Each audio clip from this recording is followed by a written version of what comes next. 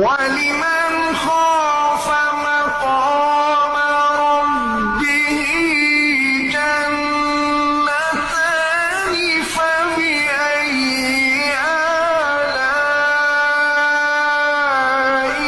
ربكما تكذبان ذواتا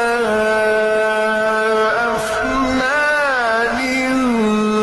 فبأي